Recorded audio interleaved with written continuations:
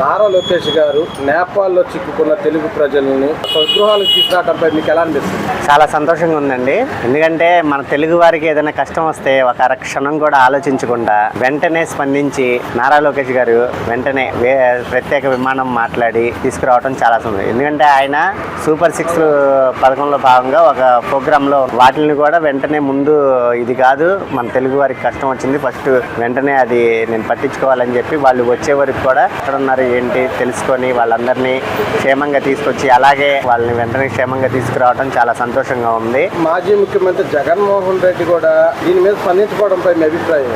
ఈయన ఇంట్లో కూర్చొని టీవీలో చూస్తున్నాడు అనుకుంటా, అక్కడ గొడవలు అవుతున్నాయి, ఇవన్నీ బ్యాన్ చేశారని చెప్పి నేపాల్లో ఎలా కొట్టుకుంటున్నారు ఏంటని చూస్తున్నాడేమో, టీవీలో ఎవరిని కొడుతున్నారు ఏం చేస్తున్నారని చూస్తున్నాడేమో. మామూలుగా ఏంటంటే ఎవరైనా స్పందిస్తారు. ఈయన అసలు ఏ విషయంలో మన ఆగస్టు 15 జాతీయ జెండానే ఎగరేయలేదంటే ఆయన ఎంత అవగాహన కూడా లేని వ్యక్తి పరిపాలించాడా అన్నట్టే అనిపించింది నాకు. మరి లెక్క అయితే ఎవరైనా స్పందిస్తారు, వెంటనే మీడియాతో మాట్లాడతారు, మన తెలుగు వాళ్ళు బాగుండాలని అంటారు. ఈయన నోట్లోంచి ఎటువంటి పదాలు రాలా. మరి ఈయన ఏం నాయకుడో నాకు అర్థం కాదు అసలు.